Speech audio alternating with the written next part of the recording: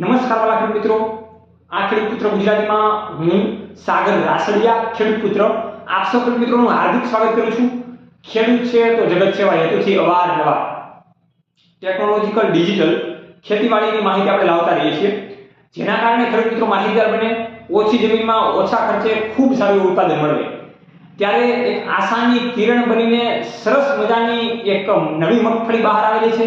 આ નવી મગફળીનું નામ શું છે એનું આપણે જાણવાનું છે, કેવા પ્રકારની જાત છે, કેવા પ્રકારની થાય છે, આ મગફળીની ખાસિયત શું છે એની આજે વાતચીત કરવાની છે।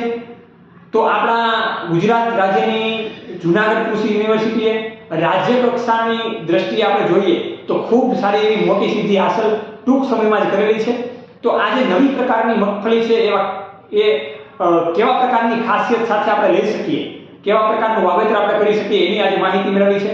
તો આ વિડિયોને છેલ્લે સુધી જોજો, જેથી કરીને વધારે તમને ખ્યાલ આવે।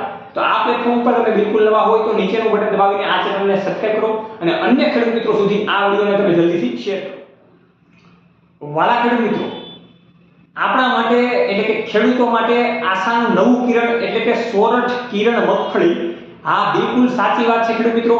આ એક નવા પ્રકારની મગફળીનું નામ બહાર પડેલું છે અને આ વર્ષે ઘણા બધા ખેડૂત મિત્રો આ પ્રકારની મગફળીનું વાવેતર કરવા માંગે છે। તો આપણે છેલ્લે સુધી બધી વાતચીત કરીએ તો જીજી 20 નંબરની જે મગફળી ખેડૂત મિત્રો આપણે હાલમાં આવી રહી છે એના સુધારાને ધ્યાનમાં લઈને આ જીજી 23 નંબરની મગફળી વિકસાવવામાં આવેલી છે।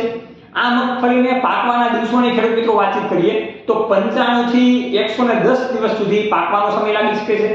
આ પ્રકારની મગફળી સોરઠ કિરણ નામની જે મગફળી છે એ ઉભળી પ્રકારની જાતની છે, એટલે કેરામાં પણ આપણે આસાનીથી એનું વાવેતર કરી શકીએ છીએ। આ મગફળીની ખેડૂત મિત્રો બીજી વાતચીત કરીએ તો આને એક છોડવામાં 20 થી 22 જેટલા ડોડવા આવે છે એક જ છોડમાં। ત્યાર પછી ખેડૂત મિત્રો વાતચીત કરીએ કે આ મગફળીની બીજી ખાસિયત એ છે કે 5 થી 10% આમાં મગફળી એવી નીકળે કે જેમાં 3 દાણા હોય, એના માટે મગફળીનો વજન પણ સારો રહે છે। આ મગફળી 45 થી 50 જેટલા કાઉન્ટ અંદર રહેલા છે। આ મગફળીની અંદર તેલની ટકાવારીની ગણતરી કરીએ તો 20 નંબરની સાપેક્ષમાં જ આની તેલની ટકાવારી છે। ઉત્પાદનની દ્રષ્ટિએ વાતચીત કરીએ તો 16 ગુઠામાં ખેડૂત મિત્રોને 26 મણથી લઈને 30 મણ સુધીનું આસાનીથી ઉત્પાદન મળી શકે છે। રોગ પ્રતિકારક શક્તિ વધારે છે, એટલા માટે બીજા જે વાયરસને લગતા રોગો હોય, જે ફૂગને લગતા રોગો હોય એમાં તરત જ એને સારો એવો ફાયદો થાય છે અને ખૂબ સારું એવું રિઝલ્ટ મળી શકે તેમ છે। આ મગફળી કેવા કેવા રાજ્યોમાં વવાય છે એની જો વાતચીત કરીએ તો વધારેમાં વધારે આ પ્રકારની મગફળી રાજસ્થાન, મધ્યપ્રદેશ અને મહારાષ્ટ્રના ખેડૂત મિત્રો વાવી રહ્યા છે। હવે આ મગફળી આપણને જોતા તો સરસ એવી લાગી, આની આપણે બધી વાતચીત કરી કે કેવા પ્રકારની એની ખાસિયતો છે। હવે ઘણા બધા ખેડૂત મિત્રોને આ મગફળી 2 વીઘામાં 5 વીઘામાં વાવેતર કરવું હોય તો ઘણા બધા ખેડૂત મિત્રોને પ્રશ્ન એવો હોય કે ભાઈ બિયારણ ક્યાંથી લેવું। તો બિયારણની આપણે વાતચીત કરીએ તો ગુજકો મોસલ છે, એમાંથી પણ આપણને બિયારણ મળી શકે છે અને બીજ નિગમ દ્વારા પણ આપણને બિયારણ આપવામાં આવશે અથવા તો કૃષિ યુનિવર્સિટી આપણને બિયારણ આપશે। પણ 2025 આવે ત્યાં સુધી ઘણા બધા ખેડૂત મિત્રોને બિયારણ લેવું હોય તો એ આસાનીથી મળી શકશે।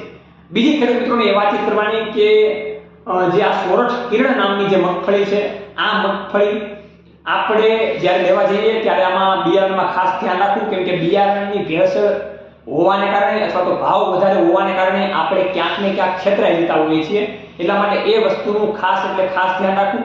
બસ આ રીતે ખેડૂત મિત્રો અવનવી ખેતીવાડીની માહિતી હર હંમેશને માટે અવારનવાર અંદાજમાં આ પ્લેટફોર્મ ઉપર આપણે મેળવતા રહીશું।